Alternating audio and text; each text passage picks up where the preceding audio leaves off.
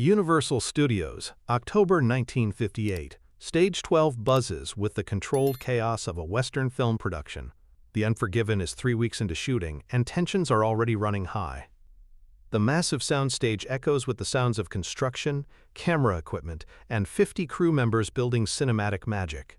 Glenn Ford, Hollywood's reigning king of westerns, adjusts his gun belt with the practiced ease of a man who's drawn more weapons on camera than any actor alive. At 42, he's made 31 Western films and earned his reputation as the fastest draw in Hollywood. Directors seek him out specifically for gun work. Critics praise his authentic handling of firearms. In Ford's mind, he's not just an actor, he's the definitive Western gunfighter of his generation. His confidence isn't misplaced. Ford has studied under the best quick-draw instructors money can buy. He's analyzed frame-by-frame footage of every gunfighter scene ever filmed. His draw has been timed, measured, and perfected through thousands of repetitions. When magazines write about Hollywood's fastest gun, they're writing about Glenn Ford. Across the set, Audie Murphy sits quietly on an apple box, cleaning a prop Colt .45, with the methodical precision of someone who's done this before. Not for cameras. For survival. The weapon disassembly is automatic, unconscious. Fingers moving with muscle memory developed in foxholes, where keeping your weapon clean meant staying alive another day. Murphy's approach to firearms is different from every other actor on set. Where others handle weapons like props, Murphy treats them like tools. Where others focus on appearance, Murphy checks function. His cleaning technique is military precise. Field strip. Inspect each component. Check for wear, reassemble, test action. It's a ritual that has nothing to do with acting and everything to do with survival instincts that refuse to die. The crew has noticed the difference, though most can't articulate what they're seeing. There's something unsettling about watching Murphy handle firearms. Something that makes veteran prop masters, men who've worked with every action star in Hollywood, step back and give him space. Ford notices Murphy's technique and saunters over, confidence radiating from every step. He's about to give the young war hero some friendly advice about handling weapons on set. Professional courtesy from one gunfighter to another. "Hey Audie," Ford says, his voice carrying the easy charm that made him a star. "I've been watching you with that iron. You handle it like military equipment instead of a gunfighter's tool." Murphy looks up from the disassembled Colt, his pale blue eyes meeting Ford's. There's something in that gaze that Ford can't quite read. Not hostility exactly, but a distance that suggests Murphy is evaluating him in ways Ford doesn't understand. "How's that?" Ford grins, completely missing the ice in Murphy's voice. Too precise, too careful. Real gunfighters were loose, fast, instinctive, all flash and speed. "Here, let me show you." Ford draws his weapon in a smooth, practiced motion. The same draw he's performed in 30 Western films. It's impressive, theatrical, designed for cameras and applause. The leather whispers against steel. His hand moves in a perfect arc. The grip settles into his palm with satisfying precision. The crew stops working to watch. This is Glenn Ford, after all, doing what Glenn Ford does best. Grips pause their setup work. Script supervisors look up from their notes. Even the catering crew stops arranging lunch to witness Ford's demonstration. "See?" Ford holsters the gun with a flourish, the weapon sliding home with a practiced snap. "It's all about the performance. The audience needs to believe you're fast enough to stay alive in the Old West. Speed, style, showmanship, that's what sells tickets." Murphy stands slowly, the partially disassembled Colt still in his hands. His movements are economical, controlled. "Mr. Ford, can I ask you something?" "Sure, kid. Have you ever killed a man?" The question hits the set like a cold wind. Conversations die mid-sentence. Camera operators look up from their equipment. Prop masters freeze with weapons half cleaned. Script supervisors stop writing. Everyone senses that something is about to happen, though they don't know what. Ford's smile wavers. The question isn't what he expected. "Well, no, of course not. I'm an actor." "I have." Murphy's voice is quiet, conversational, carrying no more emotion than if he were discussing the weather. 240 of them. The number hangs in the air like smoke from artillery fire. Everyone on set knows Murphy's war record. It's impossible to work with him and not know, but hearing him state it so matter-of-factly transforms abstract knowledge into concrete reality. Before we continue with what happened next in this demonstration that changed everyone's understanding of the difference between performance and reality, let me ask you something. Have you ever watched someone confuse practice with experience? Hit that subscribe button to see what happens when Hollywood meets the real thing. Ford forces a laugh, trying to maintain his confident demeanor. The laugh sounds hollow in the sudden silence of the soundstage. Well, sure, but that was war. Different kind of fighting entirely.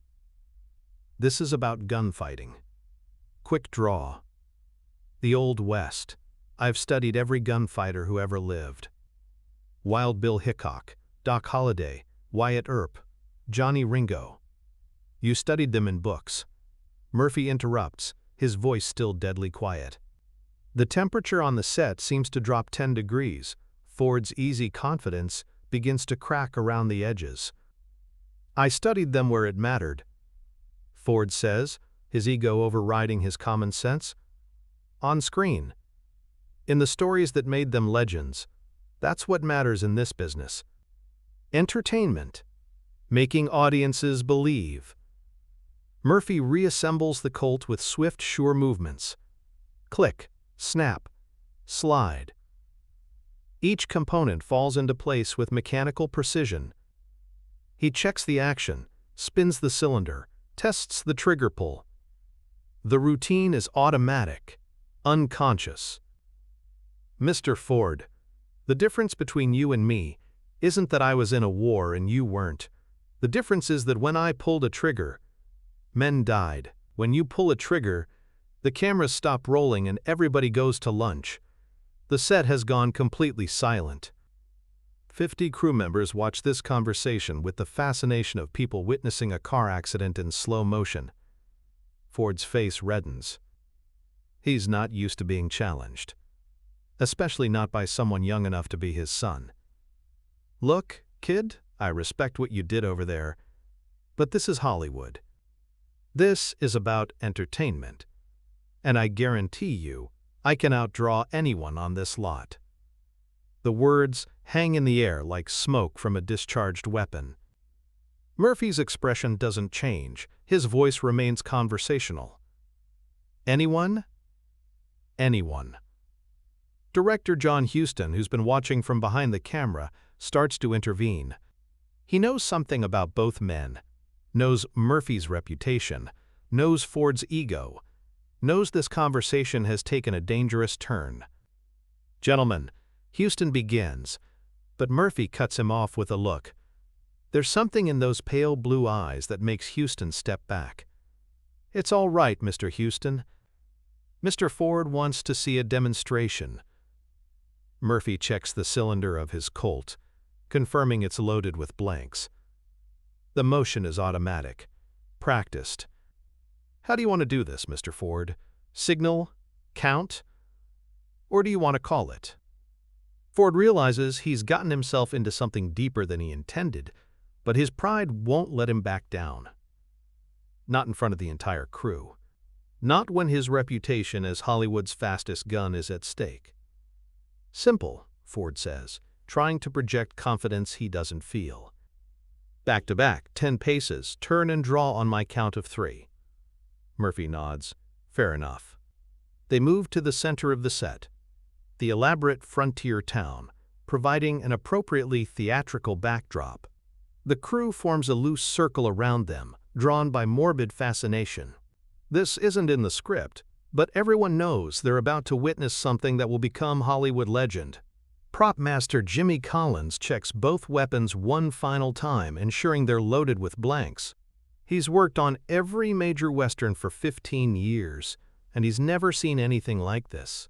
The tension is electric. Ford and Murphy stand back to back. Ford's heart is racing, but he tells himself this is just another performance. Murphy's heartbeat never changes.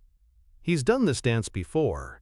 When the stakes were life and death instead of pride and reputation, they pace off 10 steps and turn to face each other, 40 feet apart. In the Old West, this would be called a formal duel. On a Hollywood set, it's about to become an education. The soundstage is so quiet you can hear the air conditioning cycling. 50 people hold their breath.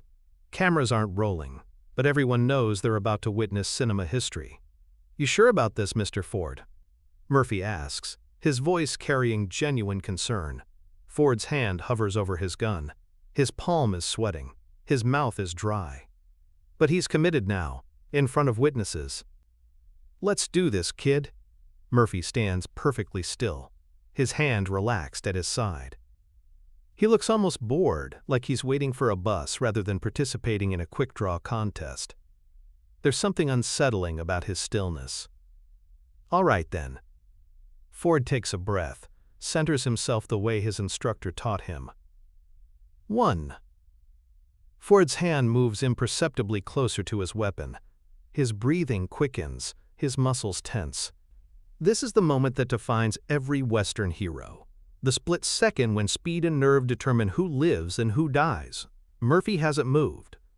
His hand remains at his side, his expression unchanged. The contrast is unnerving.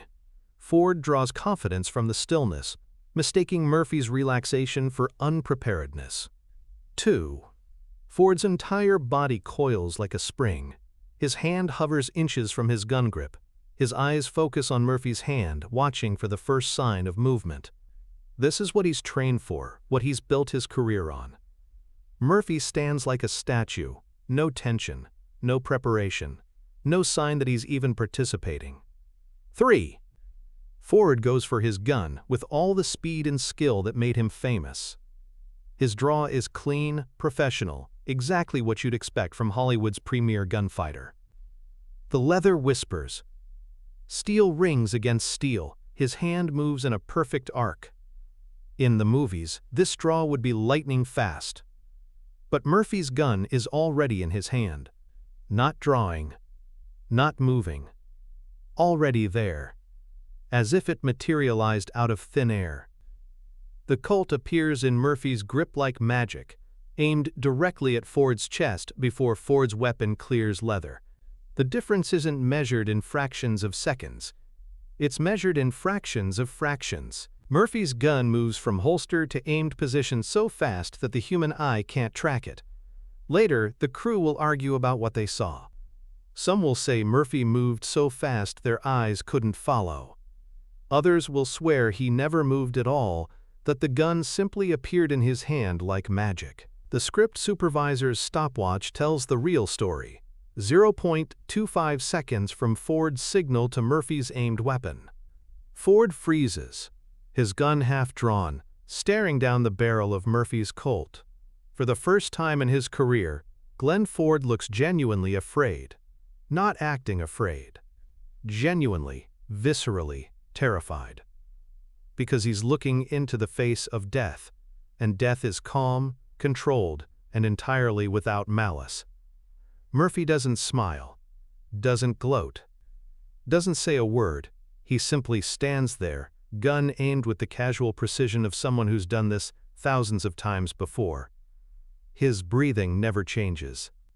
His hand doesn't tremble. His eyes show no emotion at all. The silence stretches until it becomes unbearable. Ford's half-drawn weapon trembles in his grip. Sweat runs down his face despite the air conditioning. He's staring at something he's never seen before, a man who kills without passion, without anger, without doubt. Finally, Murphy speaks, his voice carrying the same conversational tone he's used all day. "The difference between killing and acting, Mr. Ford, isn't speed, it's necessity." He holsters his weapon in a motion so smooth it looks like the gun is being absorbed back into his body. The movement is fluid, unconscious, automatic. When you draw on camera, you're performing for an audience. When I drew in combat, I was trying to stay alive. The man who hesitates to make sure his draw looks good is the man who goes home in a pine box. Ford slowly holsters his own weapon, his face pale. His hand shakes slightly as he fumbles with the leather. How did you practice? Murphy's voice is matter-of-fact, carrying no pride or satisfaction. But not the kind you do in front of mirrors. The kind you do when German soldiers are shooting back. The kind where if you're slow, you're dead, and if you're dead, your squad dies with you. John Huston steps forward, recognizing that this moment needs to be managed before it becomes something the studio can't handle. "All right, everyone, back to work," Huston calls out, his voice cutting through the stunned silence. "Show's over. We've got a picture to make." But it isn't over. Not really. Because everyone on that set has just seen something that will change how they think about Westerns, about violence, about the difference between performing danger and living with it.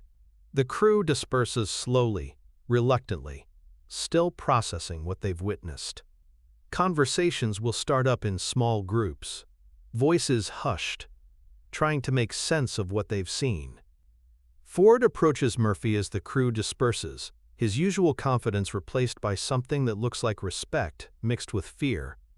"Audie, I didn't mean any disrespect." Murphy looks at him with something that might be sympathy. "None taken, Mr. Ford. You're good at what you do, really good. But what you do is entertain people.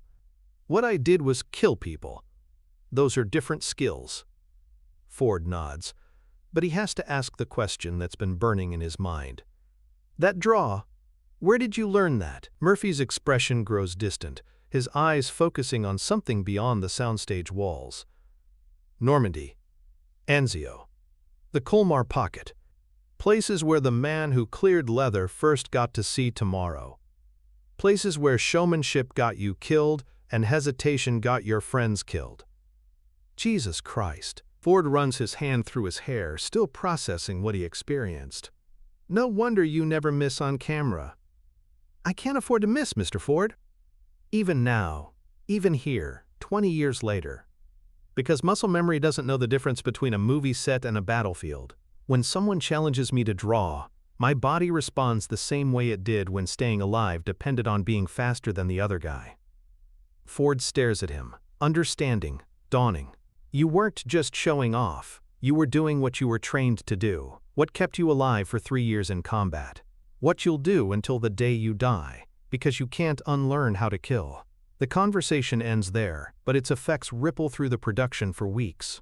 Ford, to his credit, never mentions the incident publicly, never tries to save face by claiming he wasn't really trying, never challenges Murphy again.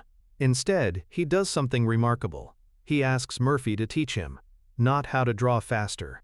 Ford understands now that speed without purpose is just performance. He asks Murphy to teach him how to make his gun work more realistic, more honest, how to hold a weapon like a man who's actually used one. Murphy agrees, and for the remainder of the production, he works with Ford on the subtle details that separate authentic weapon handling from theatrical flourish. How real gunfighters stood, how they moved, how they thought about violence as a tool rather than entertainment. The transformation in Ford's performance is immediate and dramatic. Critics will later say that The Unforgiven features some of Ford's most convincing gun work, though they'll never know why. Word of the quick-draw demonstration spreads through Hollywood like wildfire, though the details change with each telling. Some versions have Murphy drawing 2 guns simultaneously. Others claim he outdrew 3 men at once. All of them miss the point. This wasn't about speed. It was about the difference between learning to fight and learning to kill. Between studying violence and living with it. Between performing courage and possessing it. Years later, when film students ask Ford about working with Audie Murphy, he always tells them the same thing. "Audie taught me that there's a difference between looking dangerous and being dangerous. And that difference isn't something you can learn from a script." Murphy never spoke publicly about the incident. When asked about working with Ford, he'd simply say, "Glenn's a professional. He knows how to make a movie." But crew members who were there that day carried the story for decades. They'd tell it at rap parties and industry gatherings, always with the same sense of awe. The day Hollywood's fastest gun met a real gunfighter. The day performance met reality. The stopwatch showed 0.25 seconds. But the real measurement wasn't time. It was the distance between acting and experience, between simulation and survival, between playing a hero and being one. In a town built on illusion, Audie Murphy reminded everyone that some things are too real to fake, that authentic danger carries its own authority, and that the most convincing performance isn't a performance at all. It's simply a man being exactly what he was trained to be. Hit that subscribe button and tell us in the comments, do you think there's a difference between being good at something and having lived through it? And unfortunately, they don't make men like Audie Murphy anymore.